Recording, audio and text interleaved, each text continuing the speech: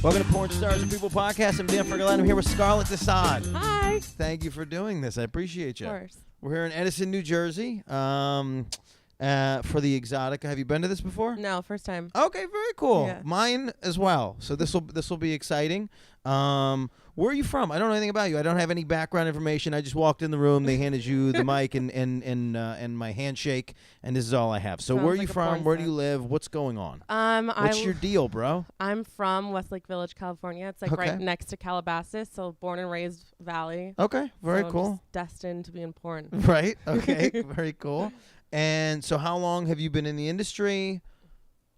5 months. 5 months. Okay. So this Yeah. is right at the beginning. This is Yeah. very cool. All right. Well, cool. All right. So, the goal of the podcast, the point of the podcast, if at all, is to not talk about porn, because I think that we're all intelligent individuals and we could talk about everything and anything. So I don't know. Do you have like a life philosophy that keeps you stable? Like, are you like, I don't know, sometimes people are vegan, sometimes people are like some other kind of like, I don't know, they hike, they do whatever. What's the thing that keeps you?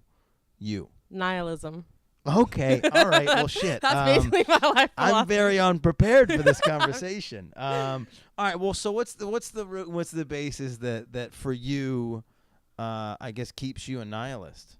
Well, no, I mean, I can differentiate from that. Well, I guess it kind of goes along with nihilism. It's basically just like experiences are what I'm here on the world for. Yeah. So it's like kind of like fuck the conventional goals and bullshit. Like I just am here to have fun, like try everything once, have experiences, and like I don't really care about the, I don't want to work for the next 50 years just to have like a car in the driveway and like a pretty house just so when I die I can say I did it. Right. You know what I mean? Because at the end of the day there's nothing There's and this is everything. Like Yes. this is everything and nothing at the same time, because there's no Point. afterlife, There's right? no Like that's point. the whole yeah. Yeah. So it's a weird I don't know that I disagree with you. I had a buddy. So I don't know, do you do drugs?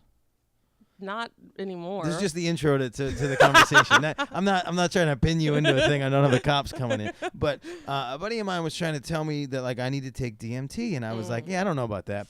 And he starts describing the situation to me, and he's like, Dan, it's incredible. It's like this metaphysical experience. The time continuum stops. I met God, and DMT convinced me that there is an afterlife. And that story just convinced me never to do DMT. But also, his story convinced me that there is no afterlife because of what he described to me. Yeah. It was like this weird thing. So I think I'm there with you. I think I'm in this zone where I think there is nothing, and that this. So it's like then you go back and forth. Should this matter more or should this matter less? True. Well, I think there's two sides to that. It's like either like it matters. See, to me, it doesn't matter as much. Okay, let's take like my parents' basic model, for example, and in a lot of Southern California or in general, it's like you want to get a job, and I see people going to work at 5 a.m. and they go to the gym first, then they go to work all day, and they come home, go to sleep, do the same shit over again. Right. And it's like, what are they do? Like, what are they living? Yeah, what are they what's the gain? experiencing? Yeah. There's nothing besides A that hamster shit. wheel. That's yeah. fucking horror. That's tragic to me. Yeah. That scares the shit out of Yeah. me. Because it's like to wake up, do something, go to sleep. It's like you're not living. And it's like, yeah, you might have this or that, and it might seem like you're doing the right thing conventionally in society standards, but it's like there's nothing else. Yeah. What's the ultimate gain? Now it's funny. That's where I was in college. I was terrified to pin down to a major that could dictate what my job would have to be. Mm-hmm. Like this idea of like going for accounting, and you have to be an accountant, or architecture, you have to be an architect. That scared the shit out of me. So it's that same notion where it's like if there's not freedom to juggle between all those things, then what are we really doing? I run into this a lot where I try to interact with civilians on a regular basis, and it doesn't work out. That's a big great. mistake. That's your first it's mistake. not good. So what happens is I'll be on the dating sites for multiple reasons. Number one, if I'm in a random city, it's fun. You're single, you figure it out. Sometimes it works out okay. Also, sometimes you're getting people that come to the shows. Also, sometimes I leave town before I can fuck these people, and then they become fans because now they're following me or whatever. We have like a rapport. And then at the worst case, I just troll them and I have a fucking hilarious time. Absolutely. So what I find is people be like, "How are you?" And my go-to response now is fantastic, because I'm fucking doing exactly what I want to do. My life is great, and the response to that is always, why? Yeah. What happened? Yeah. Like, no. Like, this is how you should be living. Yeah. Every day. It's like it'll be Wednesday and people be like, oh, can't wait for the weekend. Like, your life is garbage. I don't understand it. Yeah. So does that mean I'm a nihilist? Yeah. Okay. So well, it's actually worse than that. It's like life amounts to nothing. Right. But there's different types of nihilism because everyone wants to be special and they have to be a different type of nihilist. Right. Well, yeah, that's where we're at now, Yeah. right? It's, I drink hemp milk instead of soy milk but I'm not dairy, but I'm not vegan. Yeah. We have to identify with what we think is cool. So are you cool? Do you identify with any of the things? I go through phases. Okay. I like went through like this. Oh my God. I like get like PTSD even thinking about it. I went through this phase where I was like non-GMO, no preservatives, Okay. like vegan. So like Yep. nothing that had more than 3 ingredients would I put in my body. Okay. Like let alone like any of the drugs that I ever did. I'm like, yeah, let's snort coke off of toilet seats. But like, Yeah. you know, I can't put fucking potato chips in my body. Well, I agree with both of those things. So. But you know, I went through like a phase like that and I actually felt the best I've ever felt. Yeah. But it mentally walking into a grocery store and being paralyzed in fear because there is so much. Like, have you seen What the Health? No, I haven't seen the documentary because I think I already have too much information. I don't want more floating around. But I did this the other day. I was in I don't remember what city I was in. I was in like Indianapolis or something. I walk into this grocery store and it ends up on my Snap story. And I'm in this grocery store and I go down the health food aisle and it's just pasta and chips and they're like just pastas made out of different things and chips made out of different things. And I was like, if this is what this country thinks is health food, we're fucked. We're all fucked. Yeah. And being healthy makes you not fun to hang out with. Absolutely. My parents now, because of how I'm eating, they're just like, we'll go to a restaurant and they'll be like, oh, well, he doesn't eat anything. So yeah. Like, you're just like, what? I'll like, enjoy this delicious glass of real water. Food. Actual food. Which is the problem. Most of the food doesn't have any food in it, especially at the grocery store and the restaurants and whatnot. Yeah, no, it's terrifying. So how do you? So I guess I haven't even delved into how to be non-GMO. I don't even. Well, the rules for GMO and organic are not exactly clear. So it's like it can say that it's organic, but like anyone can fucking slap organic. The like USDA regulations are like very unclear. Yeah. So it's like it can have like 95% organic and then have like 5% of like pure chemicals and acid and they're like, it's organic. And it can still be organic. And it can still because be of the percentages. Interesting. Yeah. Yeah. They always try to manipulate stuff like that. Like that was the thing I found super interesting about McDonald's. And this is an unconfirmed thing, and I don't remember where I have this source from. But these are a couple facts. The company that McDonald's owns that they make their patties is called 100% beef. Right. Meanwhile, the beef itself is like grade X or something, which has to be, I think, 5% beef, and then it's like 95% some other questionable material. Yeah. Right. And then someone else told me somewhere along the lines that McDonald's also cultivates worms on like a massive scale. And the burgers are sort of this like grayish, snotty kind of color. So legally they could be serving a worm. I'm not saying they are, but legally they could be serving a worm burger with the label that says 100% beef trademark and nobody be any the wiser. Yeah, it's because the government, everything's run by the government. Cornfields, everything has a stamp on it because the FDA gets money from they get paid farmers. Right, you get paid. You get paid to make food, and sometimes to not grow food. Yeah. Well, you got to be more worried about Monsanto than the government. They're Monsanto are the ones that control all the grains. They bought all the grains, and they're all your GMO people that you should be worried about. Scares me. Yeah, it's none of it's good. And the more information we have, the worse it is. Which is why it's actually in our favor to be a dumb American sometimes. Absolutely. You can sleep better at night when you're a dumb I don't American. have to put, tinfoil on my head and hide in my closet. Right. You can sleep on your My Pillow or whatever whatever thing that you got off the internet. Which, by the way, I'm a big proponent of the My Pillow. It's like my favorite thing. I bring it wherever I go.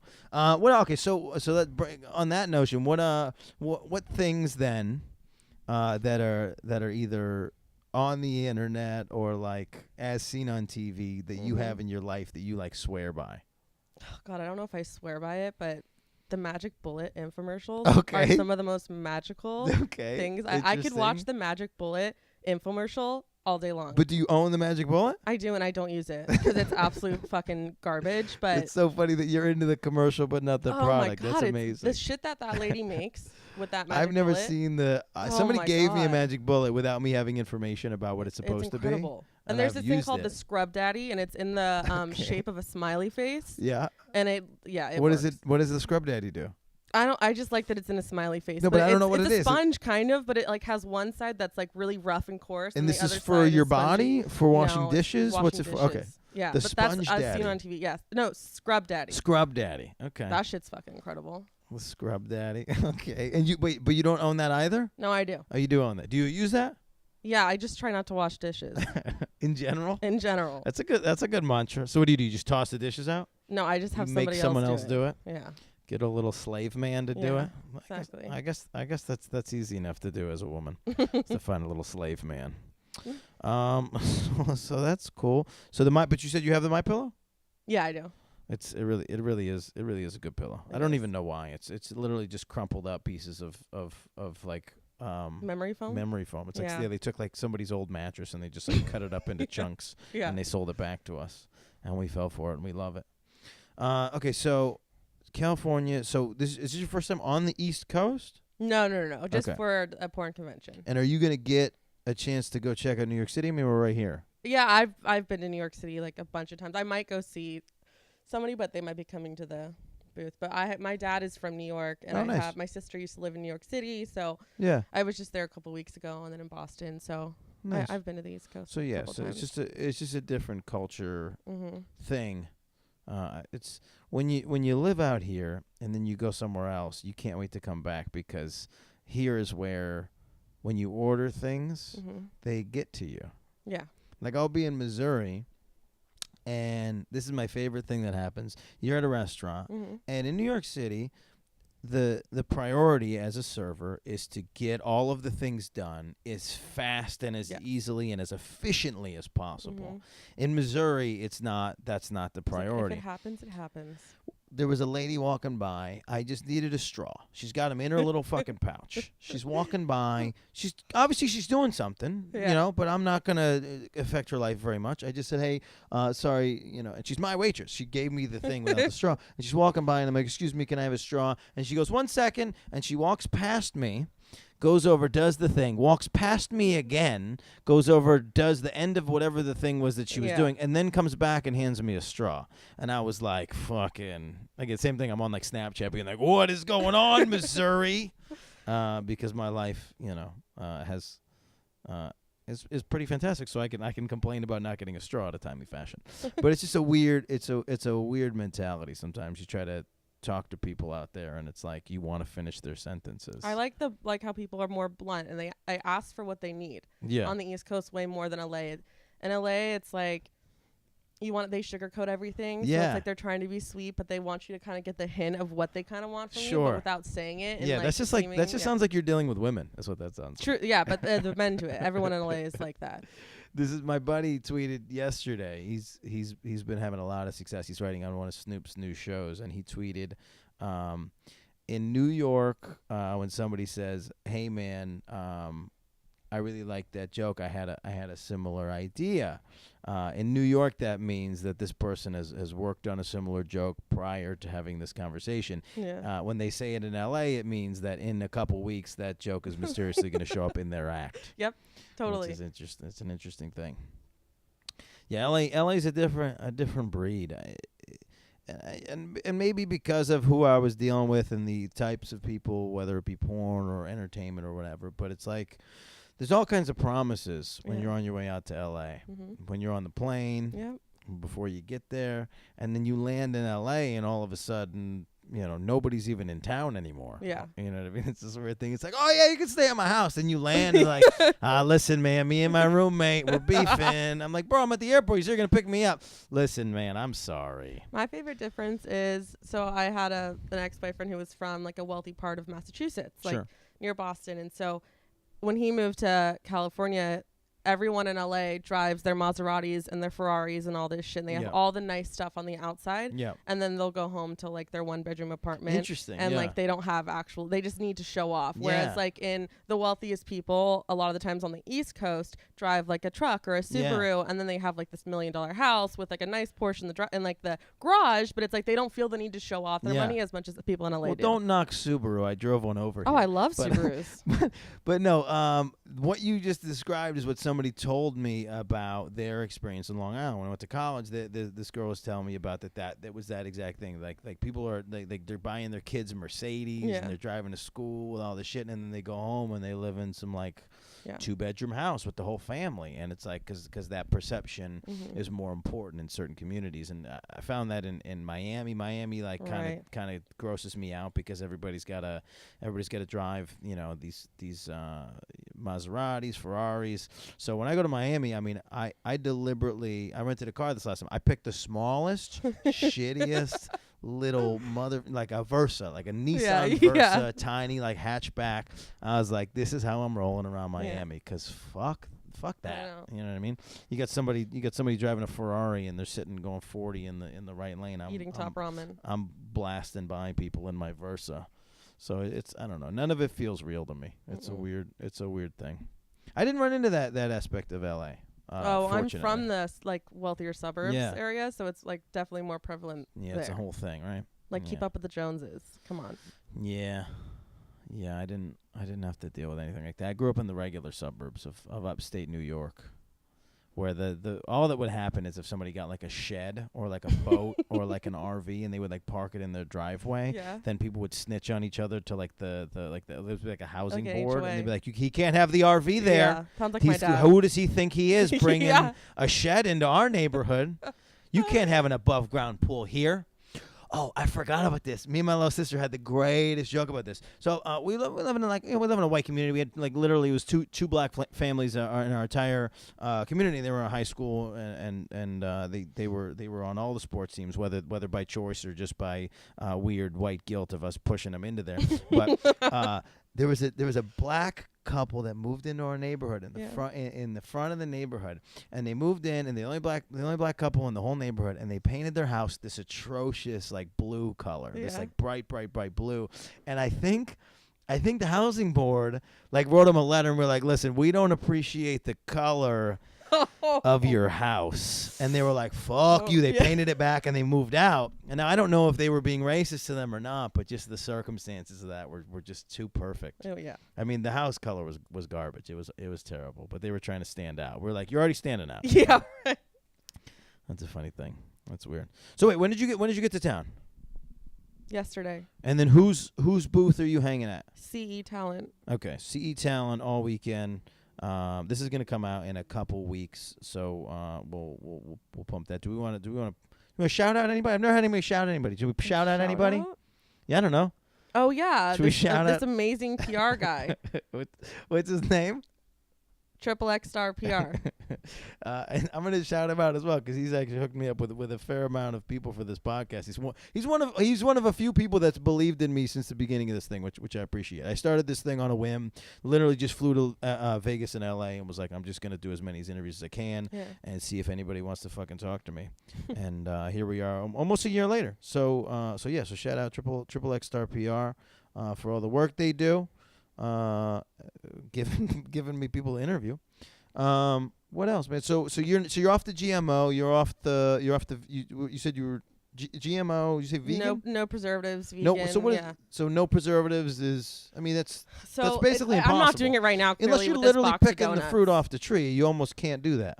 Well, it's like a raw food. It's like a raw food diet. So, like, if you were to take this, for example, you're showing me an Entenmann's donut box. I know, but look at how many ingredients. I don't need to look at this. This is an Entenmann's look at how many. Donut There's box. like literally like 300 different ingredients. That's my point. If you bought it in the store, unless you made it in your backyard, it's going to be it's preservatives like raw food. So, like at the store, you can get raw food, and so when you look at the ingredients, it'll have 2 at the maximum. Like xanthan gum is the only preservative that isn't garbage. Okay. And what is xanthan gum? Xanthan gum is just like a preservative that doesn't it just keeps it lasting fresh a little bit longer, but they need it for a bonding agent basically. So it's not exactly a preservative. Yeah. It's like a bonding agent so food can at least stay together. Right, okay.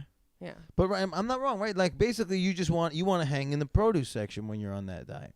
Yeah, or if you looked at like Whole Foods or anything, and if you asked somebody specifically like for a raw food diet, like what they have, then it would be, like a lot of produce, but they have like certain bars that are just ingredients put together. I've seen those little what do they call those little, not bark thing, but the little mashups, the little squares, the little cubes. Yeah. Those I've learned most of my food trends from people I've dated in the past. So those were always the ones. Like I got big into soy for a little while, which fucked up my whole digestive system. Men aren't supposed to have soy. No, not at all. I got very weak. I may or may not. What was she trying to do to you? I may or may not have grown breasts. No, I was trying to relate to her because she was on this like I'm a vegan, blah, this whole thing, and we were living together. So I was like, you know what? Let me be supportive, and I just started researching like all the soy cheeses. I was like making everything that you would make, and this is the problem that I have with vegetarians, vegans, all this thing is I was making all the things that I would have made without having to be soy. Now with soy, which is. You know what? If you're a vegetarian, you don't need to have this meatloaf thing, this other thing that looks like meat. You don't have to have a vegetarian steak. Yeah, I know. Just eat the vegetables, for Christ's sakes. I was vegetarian for 13 years. Yeah. So it's unhealthy as fuck. And because it's like but this is bacon. This is like a completely vegetarian. If you still want to eat bacon, just fucking eat bacon. If you don't want to eat bacon, don't eat. You know what I mean? But it's like, but eat the thing. If you don't actually like vegetables, you're not made to be a vegetarian. If you got to masquerade all the things, you know what I mean? Yeah. It's like just pick the thing, know who you are. It's like, I guess we could say that about people's sexuality too. People get married, masquerade as straight, and then they're 60 years old. Their kids are out of the house, and all of a sudden they're in a homosexual relationship. Like you could have been happy 60 years ago, bro. Just fucking eat meat if you want to eat meat. Eat that meat. That's a perfect full circle on that. Yeah. So let's see. What how can people follow you on the interwebs? What's your favorite thing? Like, what's your favorite social media? Well, I wouldn't say it's my favorite social media, but it's the best for porn. It's Twitter. Twitter. Yep.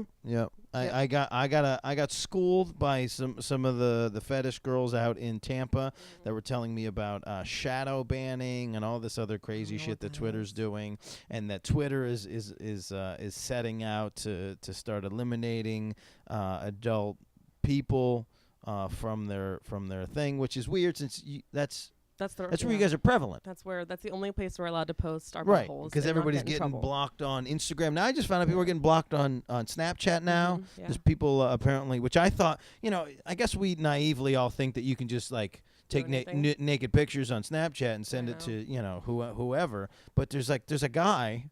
Yeah, there's some guy somewhere in a room who's like watching. What do they call it?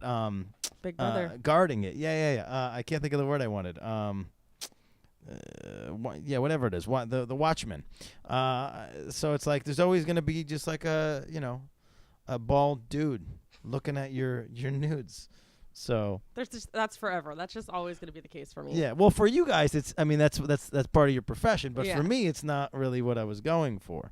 So sorry. So I cut you off. So you're on Twitter. What's your Twitter handle? It is at ScarlettSade XXX. So Scarlett Sade XXX. Scarlett Sade. And then, do you do the Snapchat? Do you do? I did. I had to Pinterest. Delete it. No, God, no. I was on Instagram and Snapchat, and then people started from like my personal life that I didn't want to know. Yes. Started to get infiltrated. This is an interesting thing. That. Okay. Well, so I don't know how far. It's an interesting thing because your anonymity in this game is a little bit important. So this is. How did they find? I'm assuming you're going under a stage name. Yes. So how did they find? I'm not even exactly sure. I don't have a problem with the majority of people doing. It's just to protect my family because I have 2 brothers. I'm sure they don't want to see me getting gangbanged. You know what I mean? Yeah. On a Friday afternoon. Well, I mean, we could call him. We can ask him. Yeah, we could ask him.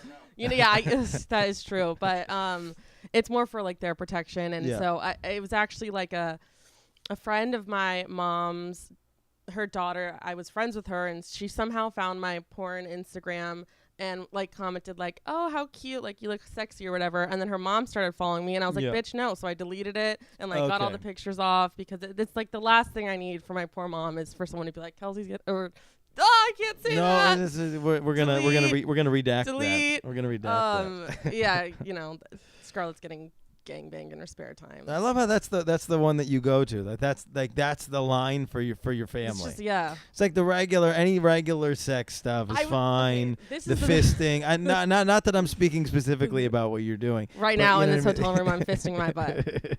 You know, just like the scene where you put an entire Glade bottle inside of you. You know what I mean? I was just telling my civilian friend. Actually, that whole thing was like.